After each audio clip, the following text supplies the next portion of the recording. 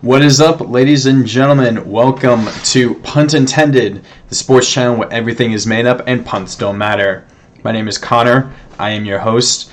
And for this Ravens game, the punts didn't really matter that much, though there were quite a few of them because of the relative offensive ineptness that occurred in this game. I think I saw something. The Ravens are the first team to win a game since 2016 after throwing 4 interceptions in a game. So yeah, the Ravens defense was the biggest surprise here. They held the number one rushing team, the Browns, to I think like 40 yards total between Chubb and Hunt, and I didn't think that was going to happen, especially without Calais Campbell, our missing nose tackle missing, or defensive lineman, apologies. And so, it's huge that the defense was able to step up like that. Though there were still times, obviously, that the team allowed a lot of big plays, big passing plays over the top to wide open receivers. But they were able to buckle down when they needed to. And so the defense definitely deserves credit for pretty much giving the Ravens the win, or at least keeping them in a spot to win. Meanwhile, the offense, take away the 4 interceptions by Lamar, and it was okay. It was decent. It was better than last week, or not better, but adequate.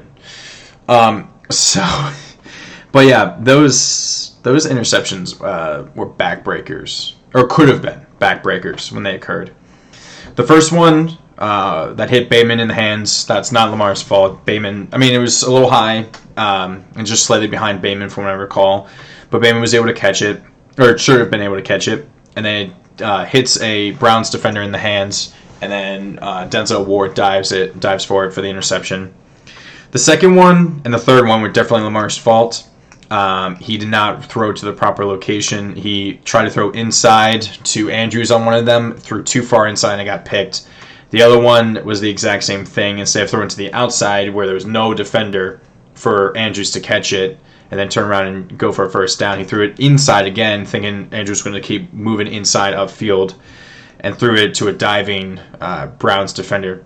And then the fourth one, Lamar just threw it up, probably was hoping for maybe some pass interference. But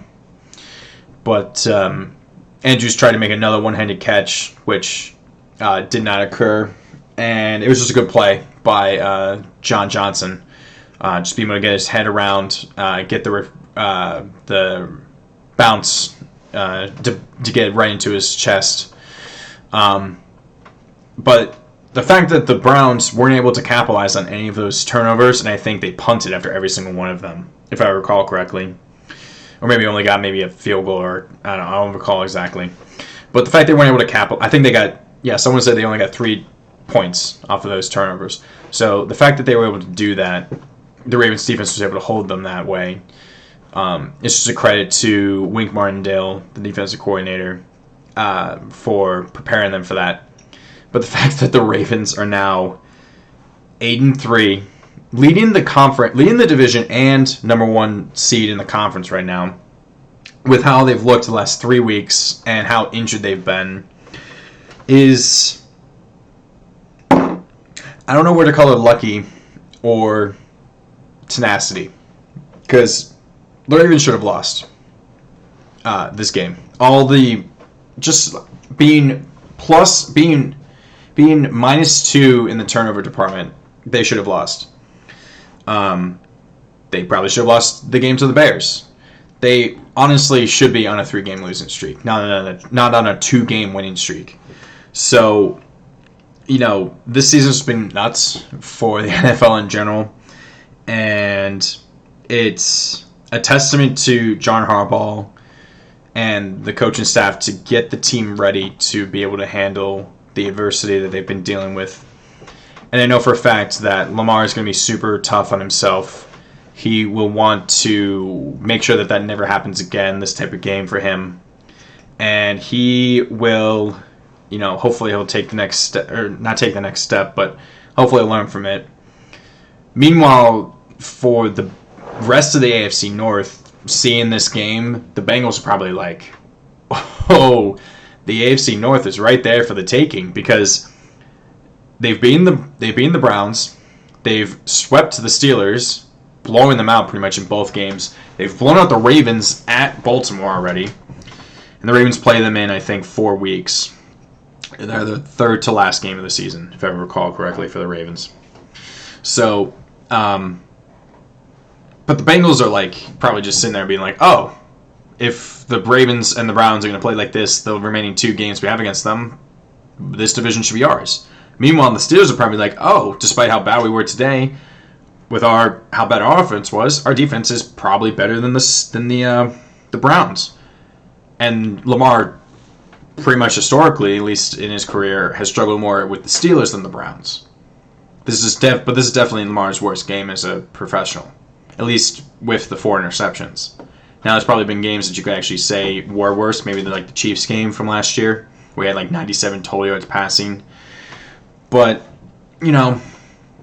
next week, Ravens will be at the Steelers. It's going to be a dogfight, of course. They hate each other. And later this week, I'll put out my prediction and video for that. And to anyone who watched the stream, who rated from Tom Grossi, it means a lot to me that you guys came out and supported me. I'm a small channel just trying to get going. And it means the world that you guys came out and supported me. So, kind of a crazy game that I decided to solo stream for the first time. I'll get better at it. I'll be able to, hopefully grow my channel, grow my subs and stuff. But overall, 8-3, a lot to take away from this for the Ravens. And, next game up for the Ravens. So, hopefully they can improve and grow to and go to 9-3 next week. Before facing the Browns again in 2 weeks at Cleveland. So, yeah, crazy game, really weird game, but a great time had by me and everyone who participated in the stream. And so, I appreciate all the support. It means a lot. And so for and so that's the end of the video. My name is... I need to think of a proper outro. So I'll figure that out over time. But thanks, everyone. Sorry for the awkward ending, but thanks, everyone, for coming out and for watching this video and for watching the stream. And I'll catch you guys on the next video. See you then.